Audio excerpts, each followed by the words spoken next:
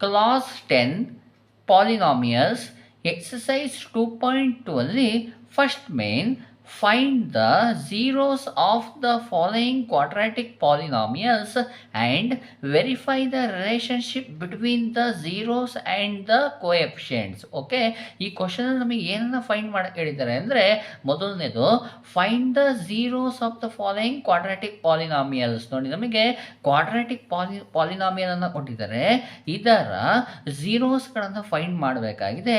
Next ನಾವೇನು ಮಾಡಬೇಕು ಅಂದರೆ verify the relationship between the zeros and the coefficients. ಅಂದರೆ ಝೀರೋಸ್ ಮತ್ತು ಕೋಎಫಿಷಿಯೆಂಟ್ಸ್ಗಳಿದಾವಲ್ಲ, ಅವುಗಳ ನಡುವೆ ಇರುವಂತಹ ರಿಲೇಷನ್ಶಿಪ್ಪನ್ನು ನಾವೇನು ಮಾಡಬೇಕಾಗಿದೆ, ವೆರಿಫೈ ಮಾಡಬೇಕಾಗಿದೆ. ಓಕೆ, ನಾವೀಗ ಏನು ಮಾಡೋಣ, ಫಸ್ಟಿಗೆ ಈ ಕ್ವಾಡ್ರಾಟಿಕ್ ಪಾಲಿನಾಮಿಯಲ್ನ ಝೀರೋಸ್ಗಳನ್ನು ಫೈಂಡ್ ಮಾಡ್ಕೊಳ್ಳೋಣ. ಓಕೆ, ಅದಕ್ಕೋಸ್ಕರ ನಾನು ಏನು ಮಾಡ್ತೀನಿ, ನೋಡಿ, ಈ ಕ್ವಾಡ್ರಾಟಿಕ್ ಪಾಲಿನಾಮಿಯಲ್ ಇದೆಯಲ್ಲ, ಇದನ್ನು ಆರ್ಡರಲ್ಲಿ ಬರ್ಕೊಳ್ತೀನಿ. ಓಕೆ, ಆರ್ಡರ್ನಲ್ಲಿ ಬರ್ಕೊಳ್ಳೋದು ಅಂದರೆ ಇಷ್ಟೇ, ವೇರಿಯಬಲ್ನ ಪವರ್ ಇದೆಯಲ್ಲ, ಇದನ್ನು ಡಿಕ್ರೀಸಿಂಗ್ ಆರ್ಡ್ರಲ್ಲಿ ಬರಿಬೇಕು. ಓಕೆ, ನೋಡಿ, ಫಸ್ಟಿಗೆ x² ಬರೀತೀನಿ, ಯಾಕಂದರೆ ಪವರ್ 2 ಇದೆಯಲ್ಲ, ಇದು ಬಿಗ್ಗರ್ ನಂಬರ್ ಆಗಿದೆ. 2 ಆದಮೇಲೆ ನೆಕ್ಸ್ಟು ಪವರ್ 1 ಬರಬೇಕಲ್ವಾ, -2 x⁴ ಏನಿಲ್ಲ ಅಂದರೆ 1 -8. ನೋಡಿ, ಅವ್ರು ಏನು ಕೊಟ್ಟಿದ್ದಾರಲ್ಲ ಕ್ವಾಡ್ರಾಟಿಕ್ ಪಾಲಿನಾಮಿಯಲ್ಲು, ಇದನ್ನು ಆರ್ಡ್ರಲ್ಲೇ ಕೊಟ್ಟಿದ್ದಾರೆ, ಹಾಗಾಗಿ ಸಮಸ್ಯೆ ಏನಿಲ್ಲ. ಅಂದರೆ ಪವರು ಫಸ್ಟಿಗೆ ದೊಡ್ಡದಾಗಿರೋದು, ಆಮೇಲೆ ಚಿಕ್ಕದು ಬರಬೇಕು. ಇಷ್ಟಾದ ತಕ್ಷಣ ನಾವೇನು ಮಾಡಬೇಕು, =0 ಮಾಡ್ಕೊಂಬಿಡ್ಬೇಕು. ಇದನ್ನೊಂದು ಸ್ವಲ್ಪ ಅಬ್ಸರ್ವ್ ಮಾಡಿದರೆ ನಾವು ಈಗಾಗಲೇ 8th ಸ್ಟ್ಯಾಂಡರ್ಡಲ್ಲಿ ಫ್ಯಾಕ್ಟರೈಜೇಷನ್ ಮೆಥಡಿಂದ ಫ್ಯಾಕ್ಟರ್ಸ್ಗಳನ್ನು ಕಂಡುಹಿಡಿಯೋದು ನಮಗೆ ಗೊತ್ತಿದೆ ಅಲ್ವಾ, ಅದೇ ರೀತಿ ಇದನ್ನು ಸಾಲ್ವ್ ಮಾಡಬೇಕು. ಓಕೆ, ನೀವು ಮರ್ತಿರ್ಬೋದು ಅನಿಸುತ್ತೆ, ನಾನು ಇನ್ನೊಂದು ಸಲ ಹೇಳ್ಕೊಡ್ತೀನಿ. ಓಕೆ, ನೋಡಿ, ನಮಗಿಲ್ಲಿ ಟೋಟಲ್ ಆಗಿ 3 ಟರ್ಮ್ಸ್ ಇದೆಯಲ್ಲ, ಇದನ್ನು ನಾವು ಫಸ್ಟ್ ಟರ್ಮ್ ಅಂತೀವಿ, ಇದು ಮಿಡಲ್ ಟರ್ಮು, ಇದು ಲಾಸ್ಟ್ ಟರ್ಮ್ ಆಗಿರುತ್ತೆ. ಗೊತ್ತಾಗ್ತಿದೆಯಾ? ಫಸ್ಟ್ ಟರ್ಮ್, ಮಿಡಲ್ ಟರ್ಮ್ ಮತ್ತು ಲಾಸ್ಟ್ ಟರ್ಮ್. ಓಕೆ, ಇದನ್ನು ನಾವು ಫ್ಯಾಕ್ಟರೈಜೇಷನ್ ಮೆಥಡಿಂದ ಸಾಲ್ವ್ ಮಾಡಬೇಕು ಅಂದರೆ ಫಸ್ಟಿಗೆ ಏನು ಮಾಡಬೇಕು, ಫಸ್ಟ್ ಟರ್ಮ್ ಮತ್ತು ಲಾಸ್ಟ್ ಟರ್ಮ್ ಇದೆಯಲ್ಲ, ಇವೆರಡನ್ನು ವಿತ್ ಸೈನ್ ಮಲ್ಟಿಪ್ಲೈ ಮಾಡಬೇಕು. ಹೇಗೆ ಸೈನ್ ಅಂದರೆ ಚಿಹ್ನೆ ಸಮೇತ ಮಲ್ಟಿಪ್ಲೈ ಮಾಡಬೇಕು. x² ಇದೆಯಲ್ಲ, ಇದಕ್ಕೆ ಸೈನ್ ಏನೂ ಇಲ್ಲ ಅಂದರೆ ಪ್ಲಸ್ ಇರುತ್ತೆ, plus x² into last term ಏನಿದೆ -8 ಇದೆ. ಗೊತ್ತಾಗ್ತಿದೆ? ಆರ್ಡ್ರಲ್ಲಿ ಬರ್ತಾದ ತಕ್ಷಣ ಫ್ಯಾಕ್ಟರೈಜೇಷನ್ ಮೆಥಡಲ್ಲಿ ಸಾಲ್ವ್ ಮಾಡಬೇಕು ಅಂದರೆ ಫಸ್ಟ್ ಟರ್ಮ್ ಮತ್ತು ಲಾಸ್ಟ್ ಟರ್ಮ್ ಎರಡನ್ನು ಏನು ಮಾಡಬೇಕು, ಮಲ್ಟಿಪ್ಲೈ ಮಾಡಬೇಕು with sign. Plus into minus, ಏನು ನಂಬರ್ ಇಲ್ಲ ಅಂದರೆ 1 ಇರುತ್ತೆ, 1 8 x² ಹಾಗೆ ಬರುತ್ತೆ. ಈಗ ನಾವು ಮಲ್ಟಿಪ್ಲೈ ಮಾಡಿದ ತಕ್ಷಣ ಈ ಏನು -8 x² ಇದೆಯಲ್ಲ, ಇದನ್ನು ನಾವು 2 ಟರ್ಮ್ಸ್ ಆಗಿ ಬರಬೇಕು. ಈ 2 ಟರ್ಮ್ಸ್ಗಳನ್ನು ಮಲ್ಟಿಪ್ಲೈ ಮಾಡಿದರೆ ನಮಗೆ -8 x² ಬರಬೇಕಾಗುತ್ತೆ. ಓಕೆ, ಹಾಗಾದರೆ 8 ನಂಬರನ್ನು ತೊಗೊಳ್ತೀನಿ. ಫಸ್ಟ್ಗೆ 8ಅನ್ನು ಯಾವ 2 ನಂಬರ್ಗಳನ್ನು ಮಲ್ಟಿಪ್ಲೈ ಮಾಡಿದರೆ ಬರುತ್ತೆ? 1 8 ಬರುತ್ತೆ, ಅಥವಾ 8 1 8 ಬರುತ್ತೆ. ಎರಡು ಒಂದೇ ಆಗಿರುತ್ತೆ. 1 8 ಬರೆದ್ರು, 8 1 ಬರೆದ್ರು, ಇದು ಒಂದೇ, ಅಂದರೆ 1 ಪೇರ್ ಆಫ್ ಫ್ಯಾಕ್ಟರ್ಸ್ ಅಥವಾ ನಂಬರ್ಸ್ ಆಗೋಯಿತು. ನೆಕ್ಸ್ಟ್ ಇನ್ನೇನು ಮಲ್ಟಿಪ್ಲೈ ಮಾಡಿದರೆ 8 ಬರುತ್ತೆ ಅಂದರೆ 4 2 8 ಬರುತ್ತೆ, ಅಥವಾ 2 4 8 ಬರುತ್ತೆ. ಈ 2 ಪೇರ್ಗಳನ್ನು ಬಿಟ್ಟರೆ ನಿಮಗೆ ಯಾವ ನಂಬರ್ಗಳನ್ನು ಮಲ್ಟಿಪ್ಲೈ ಮಾಡಿದರೂ 8 ಸಿಗೋದಿಲ್ಲ. ಹಾಗಾಗಿ ನಾನು ಇಷ್ಟೇ ಬರ್ಕೊಳ್ತೀನಿ. ಓಕೆ, ಇಷ್ಟು ಬರುತ್ತೆ ತಕ್ಷಣ ನಂಬರ್ ಸಿಕ್ಕೋಯ್ತು. ಅಂದರೆ 1 8 8 ಬರುತ್ತೆ, 4 2 8 ಬರುತ್ತೆ. ಈಗ ಸೈನ್ ಬರಬೇಕಲ್ವಾ, ಹಾಗಾದರೆ ಇವಕ್ಕೆ ನಾನು ಸೈನ್ಗಳನ್ನು ಕೊಡಬೇಕು. ಸೈನ್ ಕೊಡಬೇಕು ಅಂದ ತಕ್ಷಣ ನಾವೇನು ಮಾಡಬೇಕು, ಇಲ್ಲಿ ಮಿಡಲ್ ಟರ್ಮ್ ಇದೆಯಲ್ಲ, ಈ ಮಿಡಲ್ ಟರ್ಮನ್ನು ಒಂದು ಸ್ವಲ್ಪ ಅಬ್ಸರ್ವ್ ಮಾಡಬೇಕಾಗುತ್ತೆ. ಮಿಡಲ್ ಟರ್ಮಿನ ಸೈನ್ ಏನಿದೆ, ಮೈನಸ್ ಇದೆ. ಮಿಡಲ್ ಟರ್ಮಿನ ಸೈನು ಮೈನಸ್ ಇದೆ ಅಂದಾಗ ಈ ಸೈನು ಈ ಎರಡರಲ್ಲಿ ಬಿಗ್ಗರ್ ನಂಬರ್ ಏನಿದೆ ಅದಕ್ಕೆ ಈ ಮೈನಸ್ ಸೈನ್ ಬಂದ್ಬಿಡುತ್ತೆ. ಗೊತ್ತಾಯ್ತಲ್ವಾ? ಮಿಡಲ್ ಟರ್ಮಿನ ಸೈನು ಯಾವಾಗಲೂ ಬಿಗ್ಗರ್ ನಂಬರ್ನ ಸೈನ್ ಆಗಿರುತ್ತೆ. 1 ಮತ್ತು 8ಅಲ್ಲಿ ಬಿಗ್ಗರ್ ನಂಬರ್ ಯಾವುದು? 8 ಆಗಿದೆ. 8ಗೆ ಮೈನಸ್ ಆಯಿತು. ಇಲ್ಲಿ 4 ಮತ್ತು 2 ಅಲ್ಲಿ ಬಿಗ್ಗರ್ 4 ಆಗಿರೋದ್ರಿಂದ 4ಗೆ ಮೈನಸ್ ಬಂದೋಯ್ತು. ಓಕೆ, ಈಗ ನೋಡಿ, ಈ ಮೈನಸ್ಸಿಗೆ ಏನನ್ನು ಮಲ್ಟಿಪ್ಲೈ ಮಾಡಿದರೆ ಮೈನಸ್ ಬರುತ್ತೆ? ಮೈನಸ್ ಇಂಟು ಪ್ಲಸ್ ಮಾಡಿದರೆ ಮೈನಸ್ ಬರುತ್ತೆ. ನೋಡಿ, ಪ್ಲಸ್ ಇಂಟು ಮೈನಸ್ 1 8 8 ಆಗೋಯಿತು. ನೆಕ್ಸ್ಟ್ ಇದು ಬಂದರೆ ಮೈನಸ್ಸಿಗೆ ಪ್ಲಸ್ ಮಲ್ಟಿಪ್ಲೈ ಮಾಡಿದರೆ ಮೈನಸ್ ಇಂಟು ಪ್ಲಸ್ ಮೈನಸ್ ಆಯಿತು. 4 2 8 ಬಂತು. ಮೈನಸ್ ಅಂದರೆ ಸೈನಿಂದು ಮಲ್ಟಿಪ್ಲೈ ಗೊತ್ತಾಯಿತು, ನಂಬರಿಂದು ಮಲ್ಟಿಪ್ಲೈ ಗೊತ್ತಾಯಿತು. ಇಲ್ಲಿ x² ಇದೆಯಲ್ವಾ, ಇದ್ರ ಬಗ್ಗೆ ಅಂತ ಇರಿಸ್ಕೊಬೇಡಿ. x² ಅಂದರೆ 2 xಗಳು ಇರ್ತವೆ. ಇದಕ್ಕೊಂದು ಎಕ್ಸನ್ನು ಕೊಟ್ಟರೆ ಮುಗಿದೋಯ್ತು. ಅದನ್ನು ನಾವು ಲಾಸ್ಟಿಗೆ ಮಾಡ್ಕೊಳೋದಂತೆ.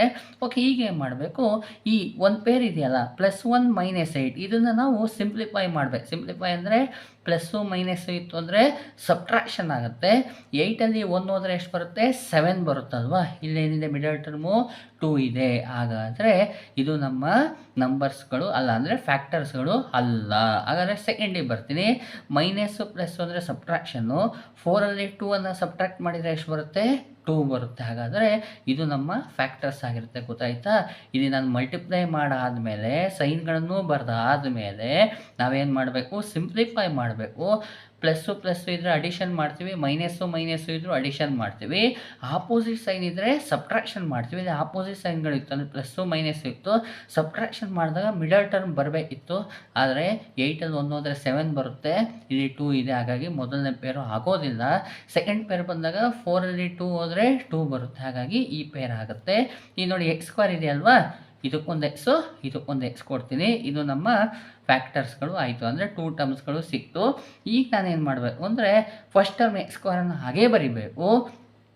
-2x ಇದೆಯಲ್ಲ, ಇದರ ಬದಲಿಗೆ ಈ 2 ಟರ್ಮ್ಗಳನ್ನು ಇಲ್ಲಿ ಬರಿಬೇಕಾಗುತ್ತೆ. -4x + 2x ಅಂದರೆ ವಿತ್ ಸೈನನ್ನೇ ಬರಿಬೇಕು, ಸೈನ್ಗಳನ್ನು ಮಿಸ್ ಮಾಡೋಂಗಿಲ್ಲ. -4x + 2x ಆದರೆ ಬೇಕಾದ್ರೆ ಇಂಟರ್ಚೇಂಜ್ ಆಗ್ಬೋದು. +2x ಫಸ್ಟ್ ಬರೆದು -4x ಆ ಸೈಡ್ ಬರಿಬೋದು, ಸಮಸ್ಯೆ ಏನಿಲ್ಲ. ನೆಕ್ಸ್ಟ್ ಲಾಸ್ಟ್ ಟರ್ಮು -8 ಹಾಗೆ ಬರಿತೀನಿ, = 0 ಆಯಿತು. ಇಷ್ಟಾದಮೇಲೆ 2 ಟರ್ಮ್ಸ್ಗಳಿಗೆ ಇದನ್ನು ಏನು ಮಾಡ್ಕೋಬೇಕು? ಸ್ಪ್ಲಿಟ್ ಮಾಡ್ಕೋಬೇಕು ಅಥವಾ ಗ್ರೂಪ್ ಮಾಡ್ಕೋಬೇಕು. ಫಸ್ಟ್ 2 ಟರ್ಮು, ಸೆಕೆಂಡ್ 2 ಟರ್ಮಿಗೆ ಗ್ರೂಪನ್ನು ಮಾಡಿಕೊಂಡೆ. ಓಕೆ, ಈ ಗ್ರೂಪಲ್ಲಿ ಏನಾದರೂ ಕಾಮನ್ ತೆಗಿಯೋಕ್ಕೆ ಬರುತ್ತಾ ಅಂದರೆ ಇಲ್ಲಿ ಎಕ್ಸ್ ಇದೆ, ಇಲ್ಲೂ ಎಕ್ಸ್ ಇದೆ.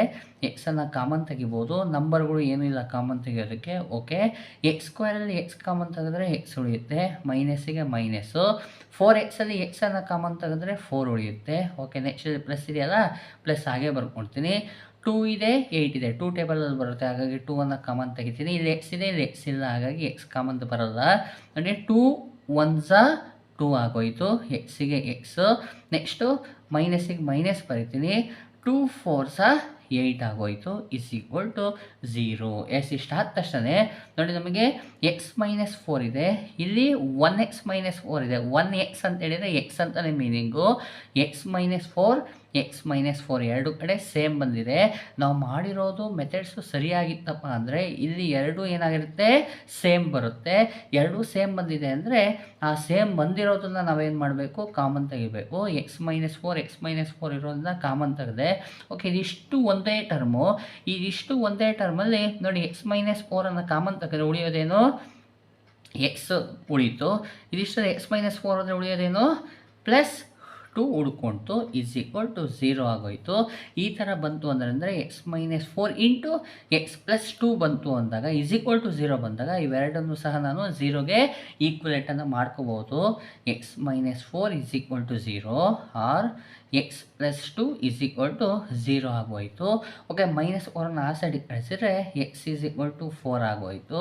+4 ಆಗುತ್ತೆ, -4 ಆ ಸೈಡ್ ಹೋದರೆ +4 ಆಯಿತು.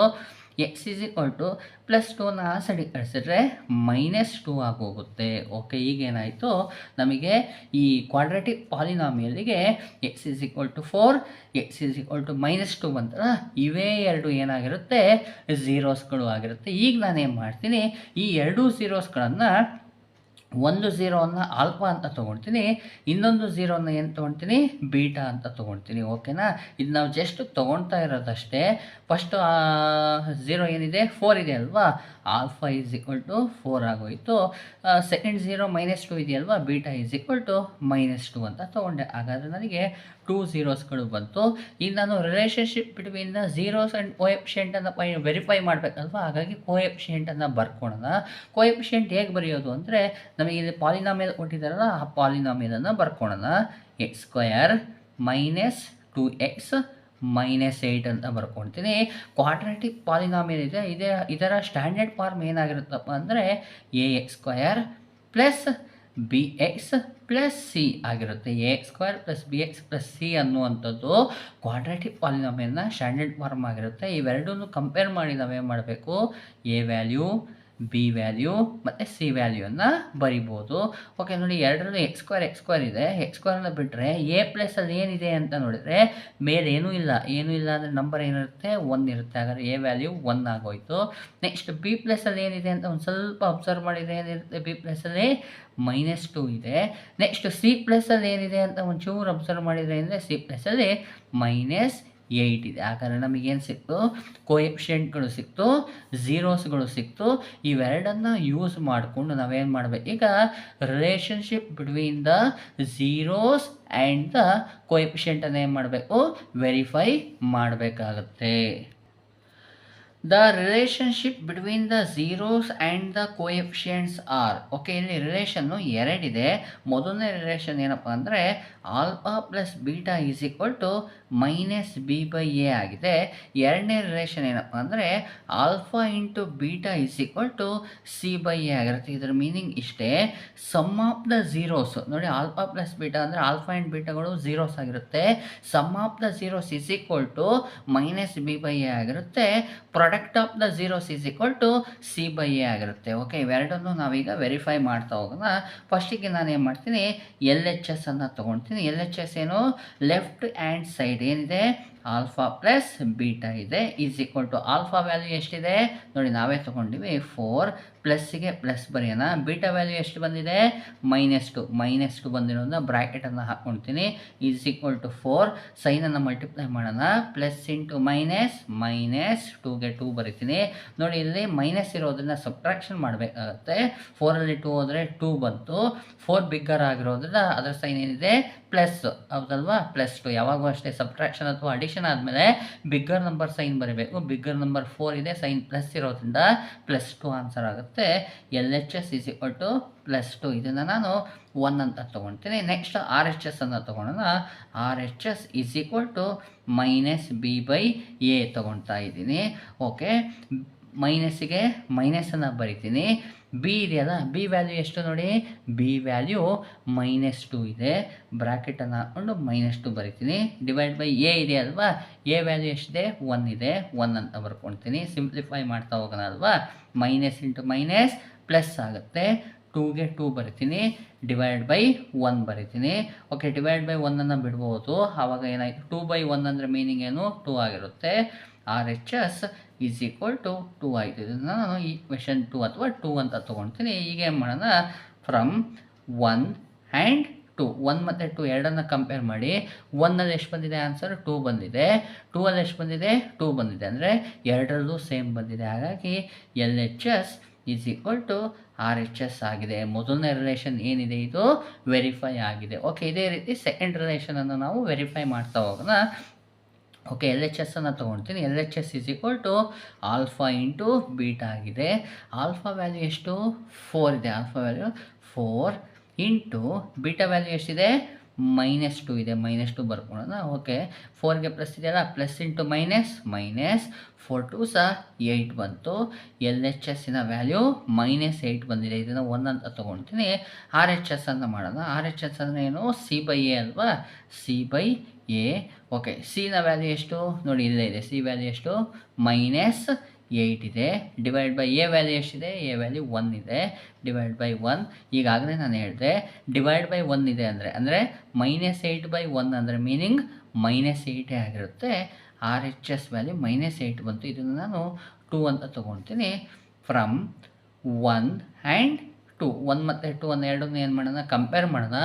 1ಅಲ್ಲಿ -8 ಬಂದಿದೆ, 2ಅಲ್ಲೂ -8 ಬಂದಿದೆ. ಹಾಗಾಗಿ ಎರಡರಲ್ಲೂ ಸೇಮ್ ಇರೋದ್ರಿಂದ from 1 and 2 LHS is equal to RHS ಆಗಿದೆ. ಅಂದರೆ ಈ ರಿಲೇಷನ್ನು ಸಹ ಏನಾಗಿದೆ, ವೆರಿಫೈ ಆಗಿದೆ.